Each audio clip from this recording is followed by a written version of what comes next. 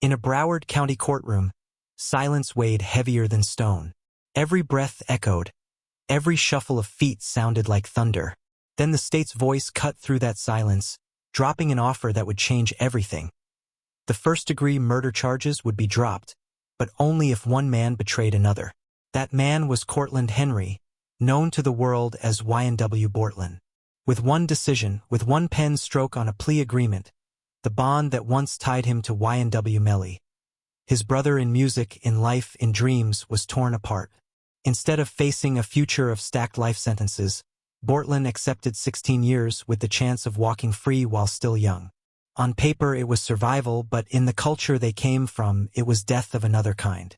What began as a childhood dream of escaping the struggles of Gifford through rap and brotherhood had now ended under the cold lights of the justice system.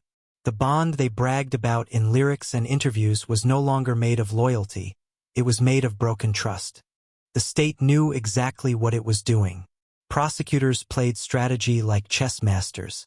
Melly was locked away in solitary confinement, losing his grip on reality as days bled into nights with no difference. Walls pressing against his mind, silence clawing at his sanity. Meanwhile, Bortlen lived on house arrest, visiting family, walking into church, breathing fresh air while his brother suffocated in isolation. That wasn't mercy, it was manipulation. It was the state showing him the taste of comfort, the illusion of freedom, in exchange for one thing: testimony. They didn't just want his words, they wanted his loyalty, broken and turned into a weapon. The streets, however, delivered their own verdict the moment news broke. Hashtags painted him a rat. Social media timelines burned with anger. Memes mocked him. Fan pages that once celebrated him now erased his name. In hip-hop, there is one word that kills faster than any bullet: snitch. Once branded with that label, you don't just lose respect, you lose everything. Record deals turn cold. Friends turn their backs. And even the block you grew up on no longer claims you. To the hood, Bortlen had not just betrayed Melly. He had betrayed the code itself. At the heart of this entire storm were two young men whose lives had already been taken: YNW Sackchaser and YNW Juvie. On October 26, 2018, their bodies were found, lives cut short before they could even taste their full success. Prosecutors told their story like this: Melly fired the shots, Bortlen drove the getaway car, and together they staged the crime scene to look like a drive-by shooting. But science spoke louder than the script. Ballistics reports suggested the bullets had not come from the outside. They came from inside the car, execution style. Friends had turned their vehicle into a coffin, and the story became darker than anyone could have imagined. When Bortlen's plea deal was finally read out loud in court, the walls of that courtroom could barely contain the fury.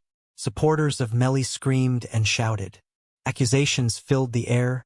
Threats flew like daggers. Deputies scrambled, trying to hold back the chaos, but the energy in the room had shifted completely. What was supposed to be law and order turned into a theater of betrayal, a place where justice and loyalty clashed violently. And the storm did not end there. Out in the hallways, family members, supporters, and enemies clashed in heated arguments, some even raising fists before officers rushed in to break it apart. Clips from that day spread online like wildfire. Within hours, TikTok edits replayed the plea, Instagram Reels added dramatic music, and Twitter turned the betrayal into trending hashtags.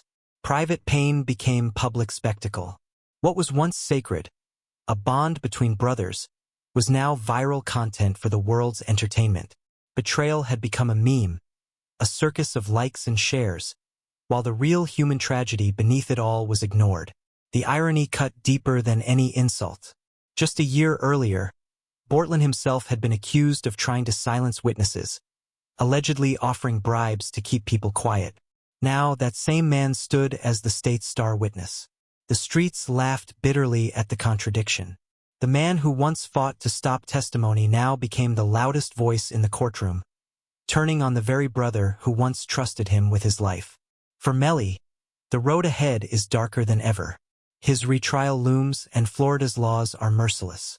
Only 8 out of 12 jurors are needed to recommend the death penalty. With his own brother in arms standing ready to testify against him, The blade hangs heavier than ever over his head. The prosecutors are sharpening their case, and Bortlen's testimony is the dagger they plan to drive into his defense. This case has revealed a brutal strategy: divide and conquer. Prosecutors know the strength of loyalty in hip-hop culture, and they know how to weaponize it. By breaking the crew, by turning friends against each other, they can dismantle the very bond that once gave them power. What was once their shield has become their weakness. Loyalty, once their anthem, is now the rope around their neck. For the streets, snitching is not just a betrayal of one man, it is treason against an entire way of life. The no-snitching code is more than just silence. It is a stand against a system that has always hunted young black men, a refusal to feed the very machine that cages them. To break it is to surrender, to align yourself with the oppressor. And that is why the backlash has been so ruthless. For the Hood, what Bortlen did wasn't just survival, it was selling his soul. Security around him tightened after the deal. Courtrooms became pressure cookers, each appearance tense with the possibility of violence. Deputies lined the halls, separating groups, anticipating the moment when rage would boil over. Even inside prisons, the danger lingers. A man branded a snitch is never safe. The label follows you like a shadow, creeping in every cell, every yard, every whispered conversation. Safety becomes a dream you can never touch again. In hip-hop history, examples draw the line clearly. Bobby Shmurda refused to snitch, took years behind bars, and came home to applause and respect. Tekashi 6ix9ine chose the other route, testifying openly, and though he walked free, his reputation was buried forever. The culture remembers, the culture judges, and the culture never forgets. Bortlen's name is no longer his own. It is stamped, scarred, and defined by one decision. He will not be remembered beside Bobby. His chapter will forever sit beside Tekashi. And yet, lost in all this noise, all this betrayal, all this chaos, are Sackchaser and Juvie. Their names rarely trend, their faces barely remembered in the storm. But they were real young men with real dreams. They wanted what every kid from the block wanted: money, music, success, a way out. Instead, their lives ended in blood and confusion, and the fight for justice for them was overshadowed by betrayal, courtroom drama, and social media's thirst for spectacle. The true tragedy is theirs. The true loss is theirs. But the world has turned their deaths into a backdrop for a betrayal story. Now, as the retrial approaches, the world waits for answers. Will Bortlen take the stand and speak the words that could bury Melly forever? Will Melly walk free, or will he face life or even death inside a Florida prison? No matter the verdict, one thing is already certain. The YNW story has etched itself as one of hip-hop's darkest cautionary tales. It is the story of how brotherhood was broken, how loyalty was tested, and how survival came at the cost of trust. It is proof that sometimes the deadliest bullets are not fired from a gun, but from the mouth of someone you once called brother. And in the end, when loyalty ends, the only road left is the grave.